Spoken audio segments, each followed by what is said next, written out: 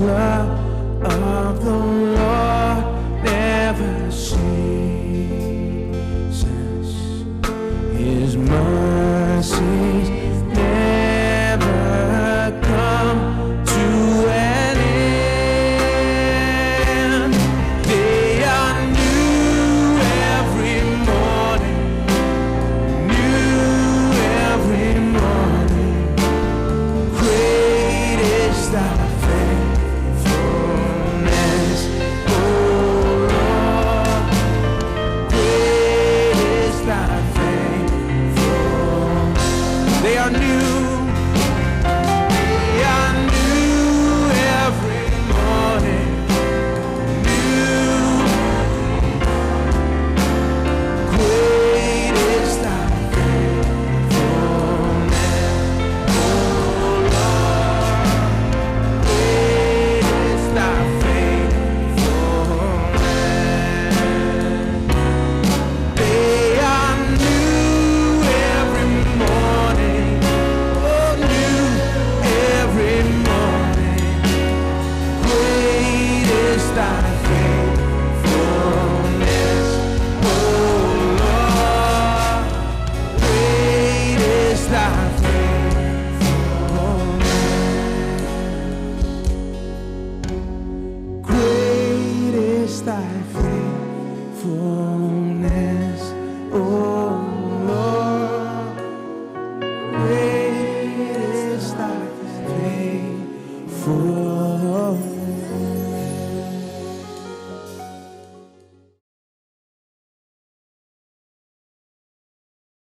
अपने दिल में आप वचन को कैसे बोएंगे? अपने दिल में इसे बोते हैं जब आप इसे कहते जाते हैं। इस तरह आप बिखेरते हैं, क्योंकि जो बीज है वो तो परमेश्वर का वचन है। आपको इसे कहते जाना है ताकि ये आपके दिल में बोया जा सके। अब जैसे इसे करते हैं, बाइबल कहती है कि शैतान आता है। शैतान इस समय तक नहीं आया, लेकिन जब वचन बोया जाता है तो आता है। क्यों? उसे परवाह नहीं कि आप चर्च में जाते हैं। बपतिस्मा लेने पर भी उसे कोई परवाह नहीं होती है।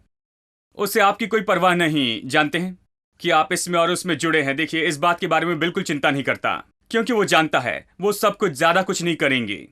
लेकिन प्रभु जो कहता है उस पर जब आप विश्वास करने लगते हैं, और जब आप अपनी परेशानी और मुश्किलों को देखने से इनकार करते हैं, और आप इसे देखने से और बोलने से इनकार करते, और आप केवल परमेश्वर का वचन ही कहते हैं, तब ये चिंता करता है, क्योंकि अब वो एक अलग यीशु को देख रहा है। उसे पता है जब उसने एक यीशु को देखा तो कैसा था। हर जगह से उसने शैतान को भगाया। उसे उसके सामने विनती करनी पड़ी कि हमारा समय आने के पहले तो हमें सताने के लिए क्यों आया है। देखिए, जब यीशु इस संसार में था तो वो बड़ी मुश्किल में पड़ा हुआ था। वो बिना चुनौती के कई सैकड़ों साल तक रहा। लेकिन कोई यीशु जब इस पृथ्वी पर चल रहा था, वो पूरा अलग मनुष्य था। वो जहां भी गया वहां दुष्ट आत्मा उसके सामने कांपती थी। वो उसकी उपस्थिति में कांपे, वो उसके सामने खड़े नहीं रह सके। एक शब्द से उन्हें बाहर निकाल देता था। वो उसके सामने विनती करने लगे, तो इतने जल्दी क्यों आया है कि हमें निकाले? हमें कहां जाना चाहिए? तो हमें क्यों परेशान करता है? इसलिए वो चिंता करता है जब आप वचन बोलने लगते हैं। तब तक वो चिंता नहीं करता। जब आप वचन बोलने लगते हैं तो आप उसके लिए दहशत की बात होते हैं। वो डरता है, क्योंकि अभी आपके अंदर में श्रमता है कि यीशु के जैसे जीवन को आप लेकर आएं। यही तो मैं सब कुछ कर सकता हूं ऐसी मानसिकता लाएगा। ये तो मेरे पास कोई घटी नहीं ऐसी मानसिकता लाएगा। ये तो लेकर आएगा मैं किसी भी बीमारी पर जय पा सकता हूं ऐसी मानसिकता। ये तो ऐसे विचार लेकर आएगा कि मैं किसी भी युद्ध में जयवंत हो सकता हूं ऐसी मानसिकता लाएगा। शैतान इसी से डरता है। वो चाहता है कि आप विश्वास करें कि आप हार जाएंगे। वो चाहता है आप विश्वास करें कि आप कमजोर हैं। वो चाहता है कि आप विश्वास करें कि आप केवल एक साधारण मनुष्य हैं। वो चाहता है कि आप सोचे कि आप बेकार हैं। वो चाहता है कि आप विश्वास करें कि आप बेचारे पापी हैं। वो चाहता है ये विश्वास करें। जब आप ये विश्वास करने लगते हैं कि आप परमेश्वर की धार्मिकता हैं मसीह यीशु में, जब आप विश्वास करते लगते हैं कि आप मसीह के द्वारा सब कुछ कर सकते हैं, जब आप ये विश्वास करने लगते हैं कि आप परमेश्वर के पुत्र यीशु मसीह के स्वरूप में बदलते चले जा रहे हैं और इस संसार में परमेश्वर के पुत्र यीशु के जैसे जीते हैं और केवल उसी स्वरूप के बारे में कहते हैं और बाकी सब कुछ कहने से इनकार करते हैं, तभी तो आप उसके लिए दहशत हो जाते हैं। हेलो, तभी उसे समस्या होती है और वो तुरंत आ जाता है कि वचन को ले जाएं। आप वचन कैसे बोते हैं? इसे कहने के द्वारा आप क्या कहते हैं? मैं सब कुछ कर सकता हूं। मेरी जरूरत पूरी होती है। मैं हर युद्ध जीत सकता हूं। मेरे लिए कुछ भी असंभव नहीं है। जो विश्वास करता है उसके लिए सब कुछ संभव है। इन वचनों को आप अपने दिल में बोते हैं। इस तरह से चित्र बोया जाता है। परमेश्वर के पुत्र के स्वरूप का आपके दिल में बोया जाता है, ठीक है? वो वचन लेने के लिए कैसे आता है? उसे अपने हाथ पैर उपयोग करने की जरूरत नहीं है, क्योंकि आप यहां पर हैं। वो आपका उपयोग करता है। शैतान एक कठोर व्यक्ति है। देखिए, तुमने इसे बोया, तुम ही इसे निकालो, कहता है। कैसे लगाया था? इसे कहने के द्वारा। और इसे कैसे निकालेंगे? वो कहता है फिर से कहो। कल तुमने जो कहा था उसके विरुद्ध में तुम कहना। कल तुमने कहा था मैं सब कुछ कर सकता हूं, तो आज वो आपको इतना निराश कर देता है उस सताव के द्वारा, क्लेश के द्वारा, इस संसार की चिंता से, धन के धोखे से और दूसरी चीजों का जो लालच है वो भीतर आता। हमने 5 बातें आपको बताई थी। इन 5 चीजों से वो आपको निराश करता है। और जब आप इन सारी समस्याओं को देखते हैं, सताव को देखते हैं, क्लेश को देखते हैं, अभिलाषा को और मुश्किलें और इन सारी चीजों को देखते हैं, आप कुछ नहीं कर सकते, लेकिन बस उसे कहते हैं हाँ कुछ नहीं कर सकते हैं, इसे कहते जाओ, कहते जाओ। जब आप कहने लगते हैं तो वो छुट्टी पर चला जाता है, क्योंकि अब आप वो सब कुछ उखाड़ेंगे जो आपने खुद बोया था। यानी बड़ी ईमानदारी से आपने इसे लगाया था। अब आप उन सारी चीजों को निकाल रहे हैं जो आप खुद ने बोई थी, अपने ही शब्दों से ही आपने इसे बोया, शब्दों से आप इसे बाहर निकालते हैं। शैतान तुरंत ही आता है कि वचन को लेकर जाएं।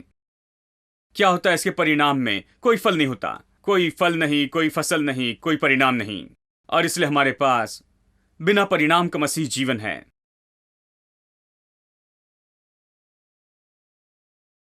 विश्वासी तो है, लेकिन कई बार बिना परिणाम के विश्वासी होते हैं। ये इसलिए होता है क्योंकि हाँ वो कुछ प्रचार सुनते हैं, हाँ उनमें कुछ विश्वास होता है, हाँ उनमें कुछ वचन कहते हैं, लेकिन कुछ दिनों के बाद वो खुद उसे निकाल देते हैं। वो नहीं जानते कि ये कैसे काम करता है। शैतान आता है सताव, क्लेश और संसार की चिंता से, धन के धोखे के साथ और दूसरी चीजों की अभिलाषा भीतर आती है। इन सारी बातों से आता है। इन 5 चीजों में से किसी न किसी तरह से एक बात लाता है या बहुत सी चीजें लाता है। वो जानता है कि कैसे आपको खोदने लगाएं और इस तरह से करे कि आप इससे कोई भी परिणाम प्राप्त करने वाले ना हो। लेकिन अच्छी खबर तो आज यही है। वचन 20 ये अच्छी खबर है। वचन 20 कहता है, यह अच्छी भूमि के बारे में कहता है जिसमें बीज बोया गया है। ये वे हैं जो अच्छी भूमि पर बोए गए हैं। सब लोग कहें अच्छी भूमि। इस अच्छी भूमि के बारे में क्या, किस कारण ये अच्छी भूमि होती है? ये कहता है जो वचन को सुनते हैं और ग्रहण करते हैं। सब लोग कहें सुनते और ग्रहण करते हैं, हाँ, और फल लाते हैं। कोई 30 गुना, कोई 60 गुना और कोई 100 गुना। अब यहां पर कुछ परिणाम है। पहले 3 में परिणाम नहीं। यहां पर 4 तरह की भूमि के बारे में बताया गया है जहां बीज बोया गया है। पहले 3 कुछ तो भी होता है, लेकिन अंत में कोई परिणाम नहीं है। वचन बोया जाता है, कई बार ये भीतर तो जाता है, लेकिन अंत में कोई भी परिणाम नहीं होता, क्योंकि शैतान आकर वचन निकाल लेता है। यहां पर कोई परिणाम नहीं मिलते हैं। लेकिन चौथी भूमि में परिणाम है, 30 गुना, 60 गुना और 100 गुना। किस कारण परिणाम आते हैं? परिणाम आते हैं जिस तरह से उन्होंने सुना उस कारण और ग्रहण किया है। 2 बातें हुई हैं। जिस तरह से उन्होंने सुना और ग्रहण किया, ये तो अलग है उनसे जो दूसरों ने किया। इन्होंने सुना और ग्रहण किया दूसरों से बिल्कुल अलग तरह से। अब इन्होंने कैसे सुना और ग्रहण किया, इसी बात में मैं दिलचस्पी रखता हूं। मुझे परिणाम चाहिए, आप परिणाम चाहते हैं। हम बिना परिणाम का जीवन नहीं जीना चाहते। हमें परिणाम चाहिए। मसीह जीवन धार्मिक रूप में ही जीना नहीं चाहते हैं। हमें परिणाम चाहिए। हम किसी बात पर विश्वास करना चाहते हैं और उसके बाद में उससे लेकर आना चाहते हैं। हम विश्वास में चलना चाहते हैं, परमेश्वर के पुत्र के स्वरूप में बदलना चाहते हैं। हम चाहते हैं कि वो स्वरूप हमारे अंदर बनाया जाए। हम उसके स्वरूप में होना चाहते हैं और निश्चय उसके जैसे होना चाहते हैं। परिणाम देखना चाहते हैं। आप कैसे परिणाम पाएंगे? किससे परिणाम आते हैं? आप सुनते और ग्रहण करते हैं पूरी अलग तरह से। आप कैसे सुनते और ग्रहण करते? इस तरह से कि आप परिणाम लेकर आए। 3 बातें हैं। एक तो निर्णय है, और दूसरा अंगीकार, तीसरा काम। मैं विश्वास करता हूं कि निर्णय, अंगीकार और काम, इस क्रम में, ये सही क्रम में आने चाहिए। तीनों में से एक बाहर नहीं निकाल सकते। ये सब एक साथ जुड़े हैं। निर्णय, अंगीकार और काम करना, ये आपको ऐसा व्यक्ति बनाता है जिससे आपके जीवन में परिणाम आते हैं। ये परिणाम कि आप यीशु के स्वरूप में बनते चले जाएं और यीशु के जैसे हो जाएं, हर तरीके से। निर्णय, अंगीकार और काम। मैं विश्वास करता हूं कि निर्णय, अंगीकार और काम। ठीक है, पहले निर्णय के भाग को देखें, उसके बाद में अंगीकार के भाग को देखेंगे और फिर काम के भाग को देखेंगे। आप निर्णय के बिना अंगीकार नहीं कर सकते हैं और काम नहीं कर सकते निर्णय और अंगीकार के बिना। ये इसी क्रम में आना चाहिए और ये आना चाहिए पैकेज के रूप में। ठीक है, तो चलिए इन 3 चीजों को देखते हैं। देखिए, याकूब अध्याय 1 वचन 22 से पढ़ते हैं। उसके अनुसार करने वाले हो, याकूब 1:22, वचन पर चलने वाले हो, केवल सुनने वाले ना हो जो अपने आप को धोखा देते हैं। क्योंकि जो कोई वचन को सुनता पर उस पर चलता नहीं, वो उस मनुष्य के समान है जो अपना स्वाभाविक मुंह दर्पण में देखता है। ये कहता है जो वचन को सुनता उसके अनुसार नहीं चलता है तो वो उसके जैसे जो खुद को दर्पण में देखता है। कितने लोगों ने आज दर्पण में देखा है? धन्यवाद प्रभु का कि हम आईना देखते हैं, नहीं तो हम एक दूसरे को नहीं देख पाते। ये उस मनुष्य के जैसे यहां पर एक अच्छे उदाहरण का उपयोग करता, ये उसके जैसे जो दर्पण में देखता है। दर्पण में देखने के कारण क्या होता है, देखिए इसे, वो अपने आप को देखकर चला जाता, वो अपने आप को देखकर चले जाता और तुरंत भूल जाता कि वो कैसा था। मैंने जाना आपको देखने के कारण कुछ लोग बहुत अच्छे दिखते हैं। मुझे पता है आप कई घंटों तक आईने के सामने खड़े रहें। अब इन दिनों में पुरुषों को भी आईना चाहिए। कुछ घर में तो आईने के लिए वहां पे लड़ाई चलती है। सामने से हटो, बीच में नहीं आना, मुझे पहले तैयार होना है, इस तरह की बातें। तो मैं जानता हूं आप आईने के सामने बहुत समय बिताते हैं, बता सकता हूं, यह कोई बुरी बात नहीं। जैसे मैंने कहा, एक दूसरे के सामने हमें खड़े रहना होगा और इससे सब कुछ अच्छा होता है, सब कुछ ठीक दिखता है कि आईने के सामने कुछ समय बिताएं। लेकिन बात तो यह है, आपने दर्पण में देखा, आपने दर्पण के सामने आज बहुत समय बिताया। अब मुझे कितने लोग बता सकते हैं कि आपके चेहरे पर कितने काले धब्बे हैं या कितनी झुर्रियां हैं? चाहे जो भी हो, कितने ऐसे छोटे छोटे धब्बे हैं किसी तरह के आपके चेहरे पर? क्या आपने गिनती की एक तरफ कितने धब्बे हैं? बता सकेंगे? मैं बताऊं, आप नहीं बता पाएंगे। आप जानते क्यों? क्योंकि आपने आईने में इसलिए नहीं देखा कि आप उनकी गिनती करें और फिर आकर मुझे बताएं कि कितने हैं। अगर मैं आपको होमवर्क दूं और कहूं कि घर जाकर सोमवार से शनिवार आईने में देखते जाना और कितने डेंट्स आप पर हैं और कितने धब्बे हैं, कहिए कि आपके चेहरे पर कितने छोटे से ऐसे काले धब्बे हैं, अगर आज मैं आपको बताऊं कि आप इसकी गिनती करके आए, सोमवार से शनिवार तक आप इसे गिनते चले जाएंगे और आप निश्चित कर लेंगे, आप पूरे विवरण को अच्छे से लिखेंगे। लेकिन अभी आप इसके बारे में सावधान नहीं थे क्योंकि आपको पता नहीं था कि मैं ऐसा सवाल पूछूंगा। यानी आपने आईने में देखा, काफी समय तक आप आईने के सामने रहे और आपने अपना मेकअप किया और ये सब कुछ आपने किया। आप वहां पर खड़े रहे, आपने अपने आप को सुंदर बनाया, इस पर उस पर काम किया, लेकिन आप अपने विश्वास के केवल बाहरी ढांचे को ही जानते हैं लेकिन विवरण को नहीं। आपने इस बात पर क्यों गौर नहीं किया कि ये कितने हैं और वो कितने हैं? क्योंकि आप उसकी ओर उस उद्देश्य के साथ में नहीं देख रहे थे। आप इस तरह से नहीं देख रहे थे कि आपको चर्च में आकर बताना पड़ेगा कि कितने धब्बे हैं आपके चेहरे पर। आपने नहीं सोचा कि चर्च में ऐसे सवाल पूछेंगे, तो आज सुबह आपने उसे नहीं गिना। ठीक कहा ना? अब जो मनुष्य परमेश्वर के वचन में देखता है वो तो बिल्कुल इसी के जैसे होता है। एक बहन ने मुझसे कहा, कुछ समय तक प्रचार सुनने के बाद में उसने कहा, वो एक नियमित मसीह पृष्ठभूमि से आए थे, भक्तिपूर्ण मसीह परिवार से, चर्च में जाना पूरे जीवन भर गए, और उन्होंने मुझसे कहा, वो मुझे बचपन से जानती हैं, कहा, सैम, जिस तरह से आप अब्राहम के बारे में सिखा रहे हैं मैं तो चौंक जाती हूँ। ये बातें सच है, आप अब्राहम के बारे में जो कह रहे हैं वो बात सच है, और मैंने बूढ़े अब्राहम के बारे में इतनी बार पढ़ा है, पहले पढ़ा, लेकिन मैंने कभी इन बातों को नहीं देखा। मैंने कभी नहीं देखा। तो मैंने कहा, मेरे साथ भी बिल्कुल ऐसी बात थी। मैंने कई साल तक इसे पढ़ा है, अब्राहम, इसहाक और याकूब के बारे में, और मैंने कई भजन याद किए थे। जानते, हमारे घर में अगर भजन संहिता याद करके उसे नहीं बोले, जानते हैं, हफ्ते में एक भजन याद करना था। इस तरह से मैंने बहुत से भजन पूरी तरह से याद किए थे। यदि याद नहीं किया तो खाना नहीं मिलता था। ये गंभीर बात थी, और मैं इसलिए बाइबल पढ़ता था, इसलिए याद करता था ताकि इसके कारण मुझे खाने के लिए इडली मिल सके। बस यही तो उद्देश्य था। बस इसमें जाएं, अपना सिर इसमें डाल दें और बस जैसे तैसे इसे बस याद कर लें, इसे कर ले और बस इसे याद कर ले ताकि जाकर खाना खा सके। और ये तो सच में बहुत बड़ी समस्या थी, क्योंकि यहां पर केवल खाना ही नहीं मिलना था, लेकिन अपने घुटनों पर रहना पड़ता था कई घंटों तक। मैं नहीं सोचता कि इन दिनों में इतनी गंभीरता से इसे लेते होंगे। मैं आपको बताऊं, घुटनों पर रहकर मैंने अपनी बाइबल का अध्ययन किया है। शायद यही कारण होगा कि मुझे इतना कुछ याद है जानते हैं ये, लेकिन बात तो ये है, हमने इसे सुबह के समय पढ़ा, शाम के समय पढ़ा, पारिवारिक प्रार्थना में से पढ़ा, दिन में कई अध्याय पढ़ते थे, और ये सब हमसे बाइबल पढ़ने के लिए कहते थे, हमने इसे पढ़ा है। लेकिन मैंने इस अब्राहम के बारे में पढ़ा, लेकिन ये सारी बातें जो अब्राहम के बारे में प्रचार कर रहा हूं उसे पूरी तरह से चूक गया। कितने लोग कह सकते हैं कि ये आपके लिए सत्य है? बहुत से लोगों के साथ में ऐसे ही हुआ। मैंने अब्राहम के बारे में कभी इन बातों को नहीं देखा जहां यह कहता है कि अब्राहम बहुत धनी था, सोने और चांदी में, और उसके दास और दासियां थे, और हर तरह के जानवर उसके पास थे। कभी ध्यान नहीं दिया, मैंने इसे हजारों बार पढ़ा होगा, लेकिन मुझे याद नहीं कि मैंने इसे पढ़ा था, क्योंकि जब भी ये वचन का भाग आता तो वो इसे तेजी से पढ़ते थे, तो कहते जल्दी पढ़ो चलो।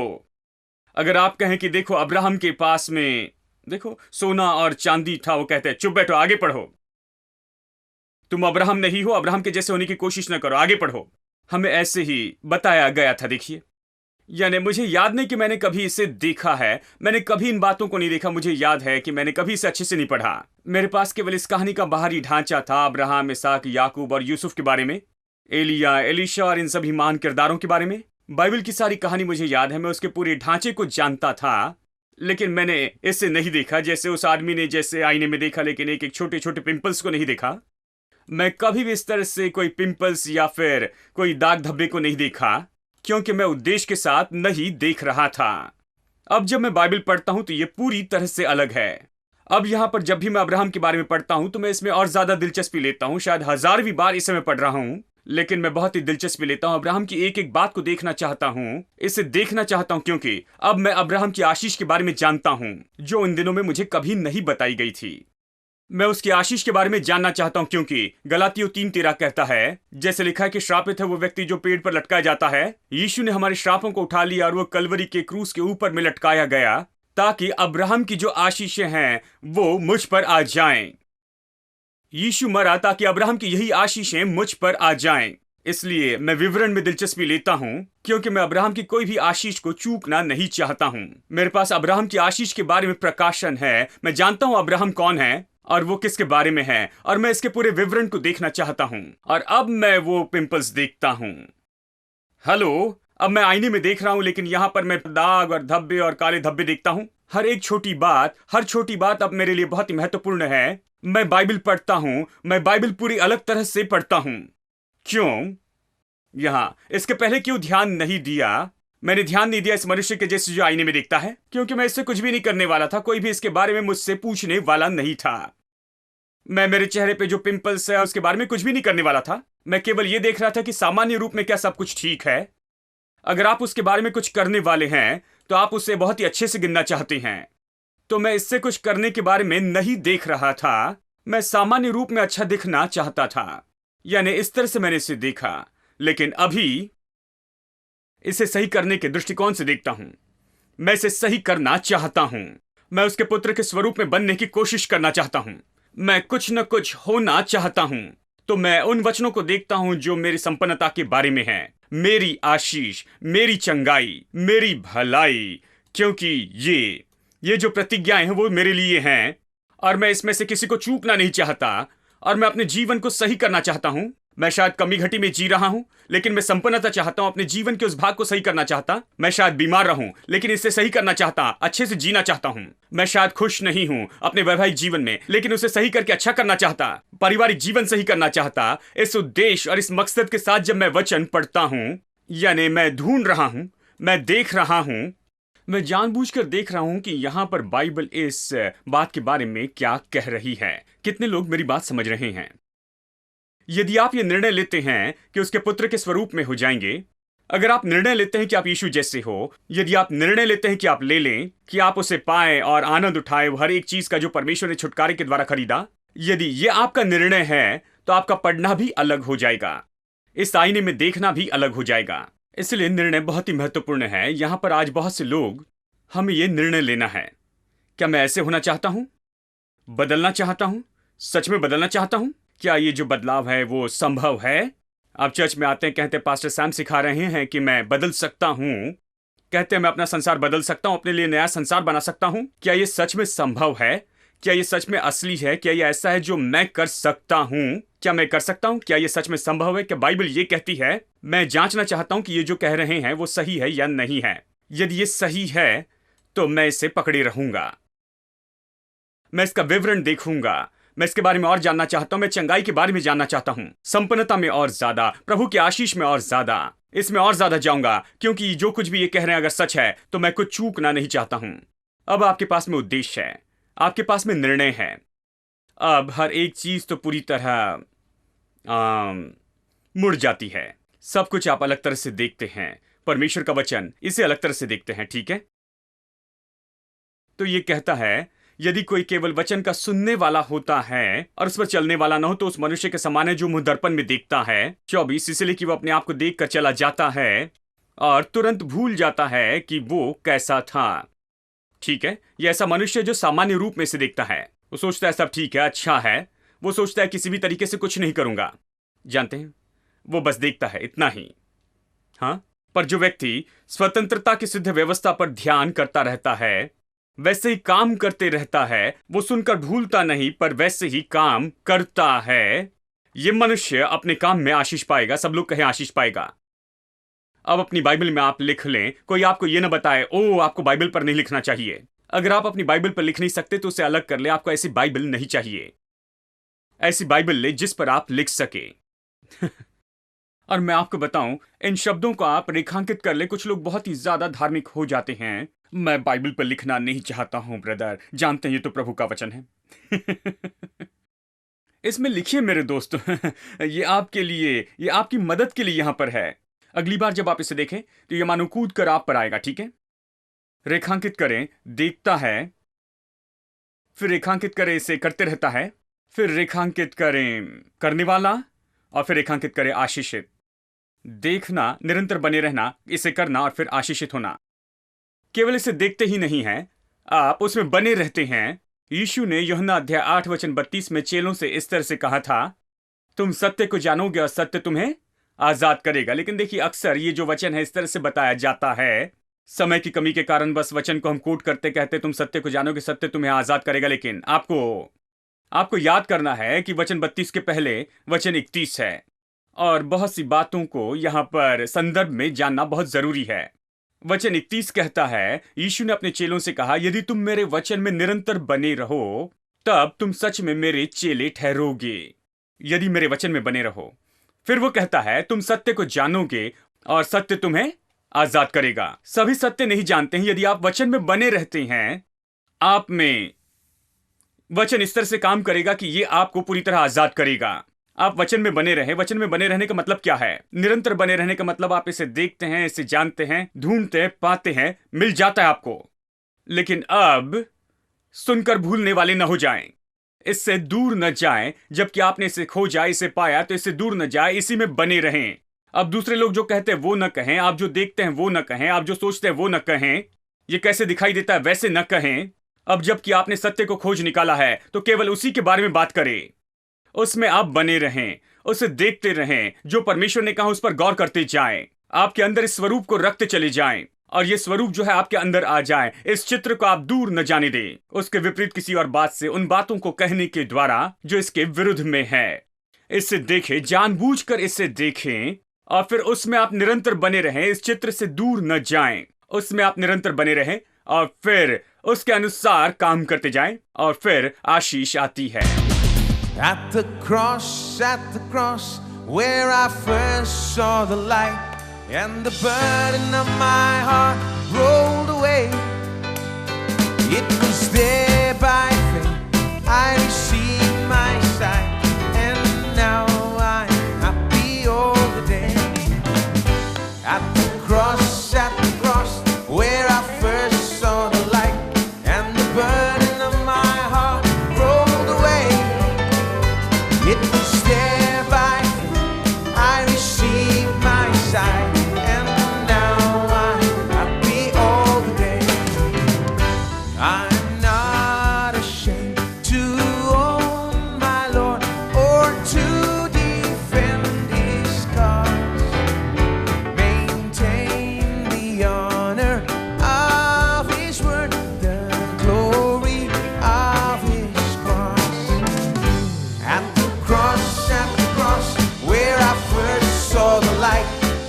burden of my heart rolled away.